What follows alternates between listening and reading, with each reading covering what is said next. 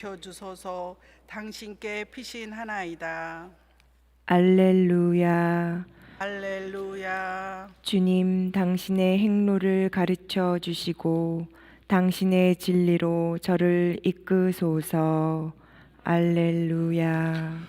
주님께서 여러분과 함께 또한 사제의 영과 함께 마테오가 전한 거룩한 복음입니다. 주님 영광 받으소서. 그때에 예수님께서 제자들에게 말씀하셨다. 내가 율법이나 예언서들을 폐지하러 온 줄로 생각하지 마라.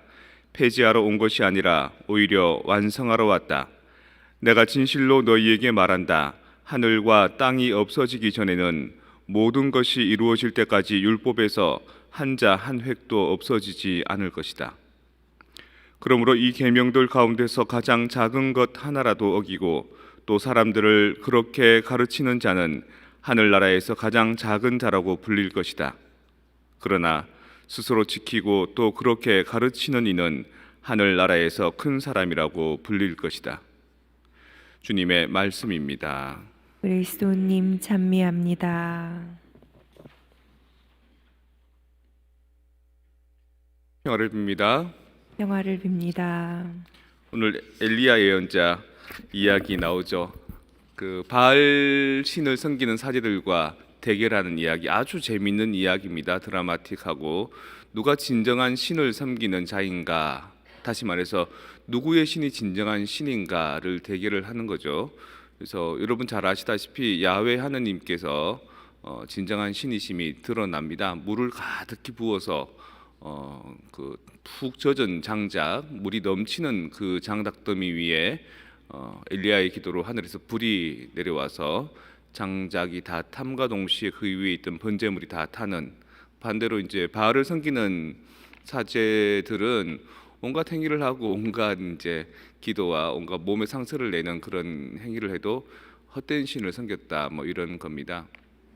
근데 우리가 믿는 하느님이 훌륭하신 분이고 좋으신 분이다, 그것만 딱 증명이 되면 그 다음부터 우리가 승승장구할 수 있는 게 아니라 그때부터 고난은 시작됩니다.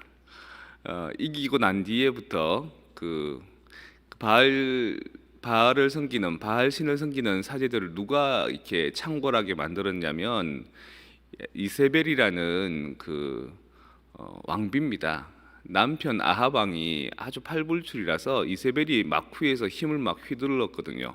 그리고 남편의 신앙, 야훼 하느님을 믿는 신앙보다 자신이 믿는 그 이방의 신앙이 오히려 그 이스라엘 땅에 이제 더 많은, 거의 한 300명이 되는 그 바알 신을 섬기는 사제들, 그리고 하느님 야훼를 섬기는 사제는 딱 한 명, 이제 엘리야 혼자 남을 정도로 그런 상황이었는데 뭐 지금 이 대결을 통해서 역전이 된 거죠. 증명이 됐는데 신은 하느님이 옳은 신이지만 그 현세의 세력가가 가만히 있질 않은 겁니다.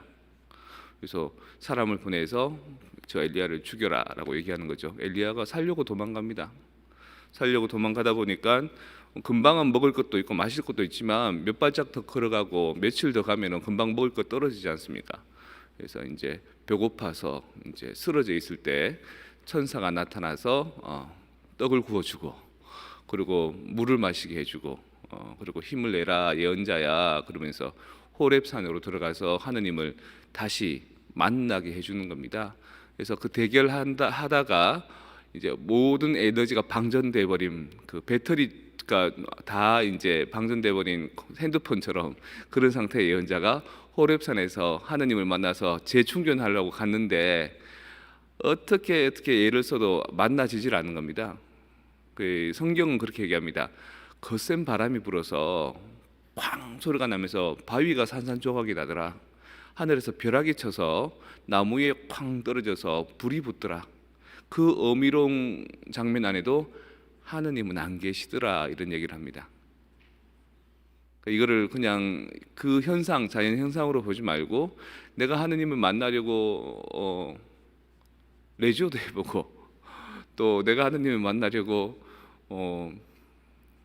꾸르실도 가보고 뭐 온갖 거를 다 해보는데 뭔가 그때 한 반짝 하더니만 조금 시간이 지나면 약발이 떨어진 사람처럼 다시 이렇게 그러더라. 성당 몇십 년 다녀도 정말 진정한 회개와 진정한 체험은 없더라. 뭐 이런 말로 이해해도 좋을 것 같습니다. 그러니까 세찬 바람이 불어도 비바람처럼 온갖 어미로운 그게 있어도, 근데 그게 다 지나가고 난 뒤에 산들 바람이 부는데 그 산들 바람에서 엘리야야 이렇게 부르는 소리가 들리더랍니다. 하느님의 음성이.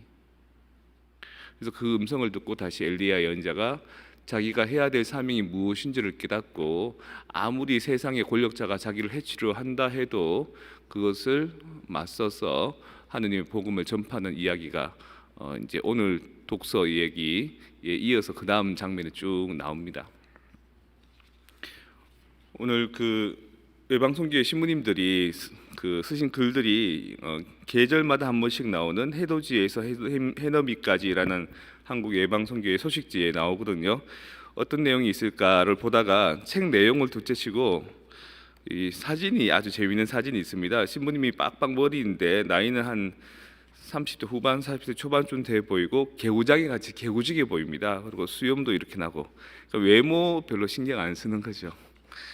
거기다 이제 삽자를 들고 뭐 집을 짓는데 이렇게 뭔가 좀 공사 짓는 것 같고, 차 앞에서 이렇게 왔다 갔다 공소나 이런 데 다니면서 이제 선교하는 역동적인 신부님입니다. 이분의 사진을 보고 이분은 뭔가 좀 재밌겠다 싶어서 글을 봤는데, 이제 글의 중간부터 시작하면 정말 어렵게 파푸아 뉴기니에 입국하고 또 이곳 생활과 문화에 적응하고 사느라 바쁘게 지낸 지난 6개월간의 시간이었습니다. 그리고 이곳 생활에 적응하면서 현지 사람들과 이런저런 얘기를 나누면서 입국할 때의 절실했던 마음과는 달리 이곳 상황과 현실에 대해 불평과 불만이 쌓이게 되었습니다. 엘리야도 이렇게 불평과 불만이 많았습니다. 열절했던 그 대결이 끝나고 난 뒤에 차라리 저를 죽여주십시오, 왜 저를 보내셨습니까? 이런 불만이 많았습니다. 엉덩이, 옆구리, 어깨, 다리, 팔, 온몸을 뭐한테 물렸을까요? 벼룩한테 물렸답니다. 벼룩에 물리고 끓고 약을 바르면서 이 동네는 왜 이렇게 벼룩이 많은지, 또 이곳 사제관 식당에서 5마리의 쥐를 잡으면서 또 바퀴벌레에 뒤덮여 있는 음식들을 보면서 야, 여기 사람들은 왜 이렇게 더럽게 사는 건지,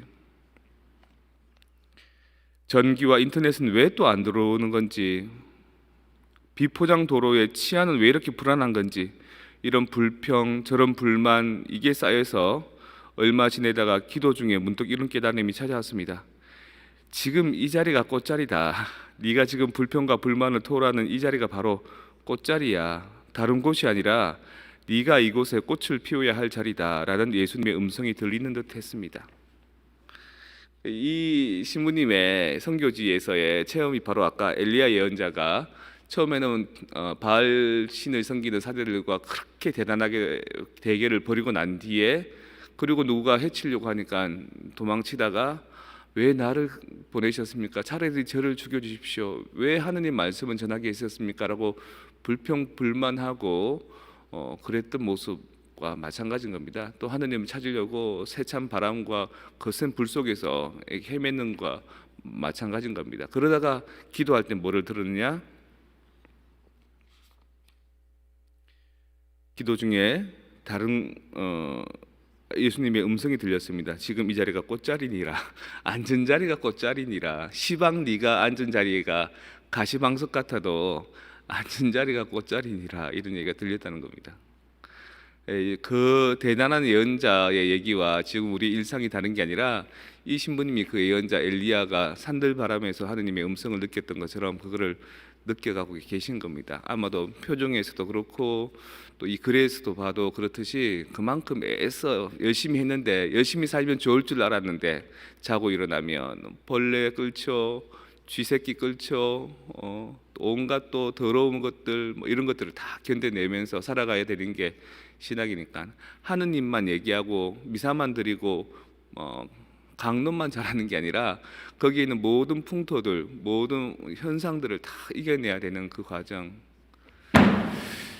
그렇습니다. 엘리야 예언자가 겪었던 삶, 이 신부님이 겪었던 삶, 그리고 우리가 겪었던 삶, 이것들 같이 생각해 봅시다. 그래서 지금 우리의 삶은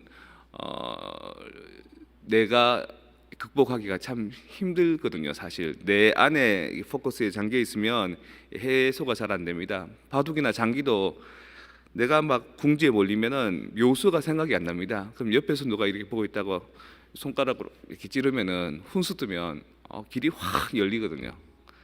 그래서 우리는 마치 그 전쟁터에서 군인들이 이렇게 참호 속에서 총을 겨누고 있을 때 정면으로 겨누지 못하고 이 사선으로 이렇게 겨누고 있습니다. 나는 이쪽을 겨누고 저쪽에서 나를 향해 겨누고, 왜냐하면 내 앞으로 오는 적은 내가 맞서기 무서우니까.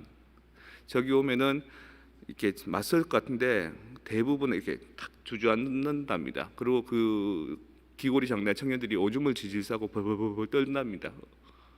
그래서 내 앞에 적군은 내가 못 막는다. 누가? 저 전우는 내가 지켜주고 나는 저 전우가 지켜주고 서로.